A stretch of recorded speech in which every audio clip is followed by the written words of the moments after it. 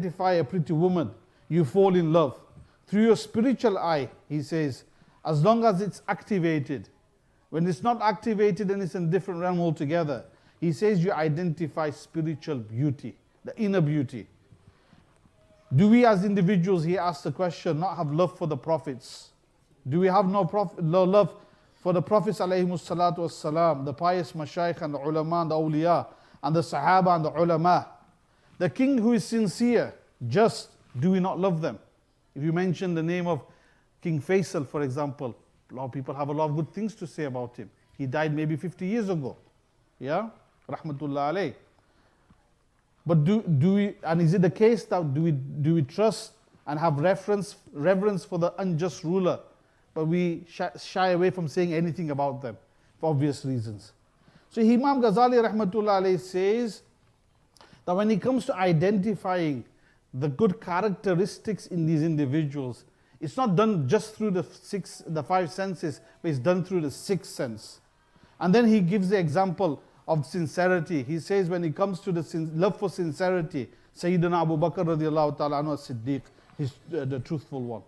When it comes to love for justice, Sayyidina Umar radiallahu ta'ala anhu. When it comes to love for generosity, it comes to Sayyidina Usman radiallahu ta'ala anhu. And when it comes to love of the brave, Sayyidina Ali radiallahu ta'ala anhu. We've never met these people, we've heard about them. We didn't sense them from our five senses. We heard about them. But why do we have love for these individuals? The reason behind this is the sixth sense. The eye of the heart is open. So Imam Ghazali rahmatullah alayhi, he then says that when it comes to these individuals, the way you've identified the greatness of them and the way you love them is through the eye of the heart. And then he goes, let's look a bit deeper into this. Let's go slightly more deeper into this and let's have a little look into these individuals. What is the pull inside them? What is it that makes us love them? What is it that attracts us to them? So he says that it all comes down to three main qualities that you find in these individuals. Number one, knowledge. Number two, power. And number three, a drive or an inclination to continuously strive to purify themselves. He explains this, he says knowledge. When it comes to the Sahaba and the Mashaykh and the Ulama, they have the knowledge of Allah Almighty to varying degrees. And because of this love, we have an attraction towards them because it's the knowledge of Allah Almighty and Allah Almighty, His books, the Sahaba, and all the other things. And when it comes to the power to strive against the power, then he refers this here to the nafs, fighting the nafs. Yani putting their shahawat and their desires aside and fulfilling the command of Allah Almighty. And the third thing he says is that all of these individuals, the ulama haqqa, and also the mashayikh and the sahaba, the awliya, the tabi'in, all of them, when it comes to purifying themselves, they're constantly on a battle. So Imam Ghazali rahmatullah alayhi, he says that when it comes to these individuals, our love for them is confined to is because of these three things. And when a person loves these individuals because of these three qualities, then in reality, the love for the Nabi Kareem sallallahu alayhi wasallam should be even greater. Why? Because all of these three things are derived from the teachings of the Prophet sallallahu alayhi wasallam.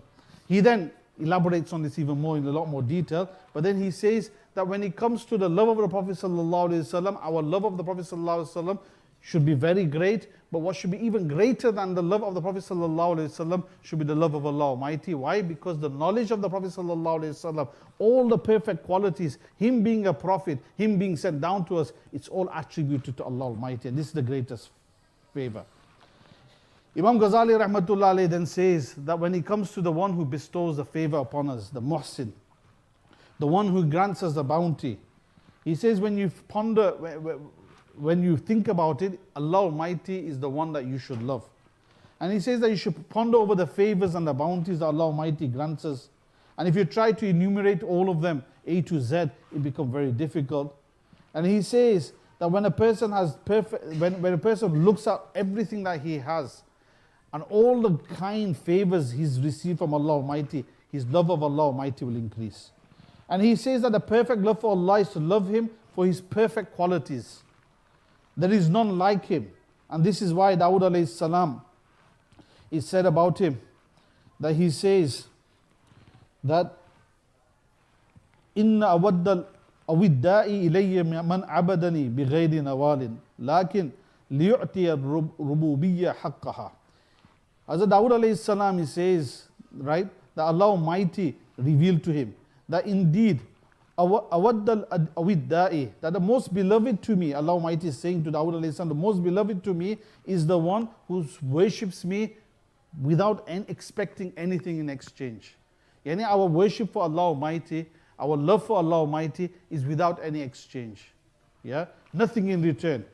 Lakin liyu'ti rububiyyah haqqa, but the worship should be because we're worshipping Allah Almighty in order to fulfill His rights as our Creator and our Allah Almighty. Some people, they say that, some people, they worship Allah Almighty, they do ibadat and they abstain from sins in order to safeguard themselves from Jahannam and to enter paradise. The Mashaykh Ibn Atullah Skandi Rahmatullah alayhi writes that when it comes to worshipping Allah Almighty, abstaining from sin in order to avoid Jahannam and enter Jannah, this is the worship of the ordinary people. But when it comes to the person who's really devoted to Allah Almighty, someone who's of a higher level, he worships Allah Almighty. Why? Because Allah Almighty is the originator, He's the creator, He's the fashioner, He's the one that's given us everything. We wouldn't be in existence if it wasn't for Him. And why should we worship and expect something in return? Rather, we worship Him for the sake of worshipping because He deserves, and it's His right to be worshipped. So Imam Ghazali Rahmatullah, he mentions that, then he says that Wafid Zabur is mentioned inside the Psalms, Man azlamu mimman abadani li jannatin aw narin, that who is more oppressive than the person who worships Allah Almighty li jannatin aw narin, for jannat or fire. لو لم أخلق جنة ولا نارا لم أكن أهلا أن أطاع وأعبد. If I had not created Jannat and the fire, then I wouldn't be, is it the case that I would not be worthy of being obeyed and worshipped? In another passage, مر عيسى عليه السلام بطائفة من العباد وقد نحلوا, that Musa alayhi salam passed by a group of people and they become extremely thin. فقال ما الذي أنحل أبدانكم, he says that what is it that made your bodies very weak? فقالوا نخاف النار, they said that we fear the Jahannam. ونرجو الجنة, and we hope Jannat. فقال Nabi Isa alayhi salam said مخلوقا خفتم, this is a creation that you fear. ومخلوقا رجوتم, and a creation that you hope for. Yani this is not what you should be desiring. ومر بكم, later on he passed by another people, he said, likewise they were thin. He asked them the same question. They replied, نَعْبُدُهُ حُبًّا لَهُ, we worship Allah Almighty for love of Him. وَتَعْزِيمًا لِجَلَالِهِ, and for the magnanimity, for the greatness of His magnanimity. فَقَالَ, so he replied, أَنْتُمْ أَوْلِيَاءُ اللَّهِ تَعَالَى, you're worshipping Allah Almighty because He's Allah Almighty. You are the walis of Allah Almighty in the true sense. وَمَعَكُمْ أُمِرْتُ أَنْ أُقِيمَ, then Hazrat Isa alayhi salam then says that it is with you that I have been commanded to sit. After mentioning this, Imam Ghazali Rahmatullah alayh then says that when a person inculcates the love of Allah Almighty inside him, then there's certain signs that appear inside his body, in his lifestyle, and we'll just mention a few. He mentions 3 things here. He says that when a person loves Allah Almighty in the real sense, then the desire of Allah is given priority over the desire of his nafs. In other words, he makes the commands of Allah Almighty the priority in his life. He fears Allah Almighty, is diligent in his Sharia, and whatever Allah Almighty has commanded, he fulfills. And he puts his nafs on what the dunya and what the people say second. Number 2, he says that when a person has the fear of Allah, love of Allah Almighty, then he has a longing to meet Him, and he doesn't fear death. If you really love Allah Almighty, then you love death, and you love to meet Allah Almighty. And death is the way to meet Allah Almighty, although you don't ask for it. And number 3, he says the third sign is that when a person loves Allah Almighty, he's happy with what Allah Almighty has decreed for him. Whatever his situation is, in terms of his finances, his life, where he's in life, everything, he does rida bil qadar. He's happy with the fate. He's happy with what Allah Almighty has placed. He tries his best, but then he's happy with what Allah Almighty has given him. So these are the 3 signs. Some of the Mashaykh mention other things. For example, not overstepping the limits prescribed by Allah Almighty. Love of the book of Allah Almighty, the Quran Kareem. Love of the Prophet Sallallahu Alaihi Wasallam. Being sincere and working upon your nafs and your heart and polishing it. Praying on time and waking up for tahajjud. Khushu and khudu inside prayer, and feeling regret when you displease Allah Almighty. So like I said right at the beginning, that Hazrat Haji Imdadullah Rahmatullah alayhi says that Shaitan had three ayn. There were two ayns that he'd implemented in his life. He was missing a third. He was an alim, he was an abid, but he wasn't an ashik. Hazrat Hakim al-Ummah Moulana Shafi Thanvi Rahmatullah alayhi, in summary, he mentions right at the end, he says, how do you bring the love of Allah Almighty into your life? Very simple formula he then mentions. He says the constant remembrance and the dhikr of Allah Almighty, the constant muraqabah of Allah Almighty, of the sifat and the fazl of Allah Almighty will automatically create love for Allah Almighty inside the heart. That's the first thing.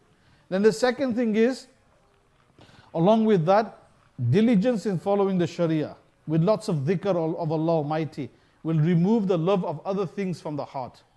And when the heart becomes free from the love of other things aside from Allah Almighty, then the scene will be set for the love of Allah Almighty to enter the heart. And then once it enters the heart, and then you continue, then it becomes an ocean that has no coast. Wa akhiru da'wana, alhamdulillahi rabbil alamin. Allah Almighty gives us tawfiq to act upon this and to inculcate the love of Allah Almighty. It's a very long bahas here, but we just shortened it because some of the things were quite complicated. It wasn't for the mimbar. But inshallah, maybe in the future sometime. Next week will be Ridha bil Qadar, the being happy with what Allah Almighty has predestined for you. And that will be the bahas next week. Wa akhiru da'wana alhamdulillahi rabbil alamin. Jazakallah khair.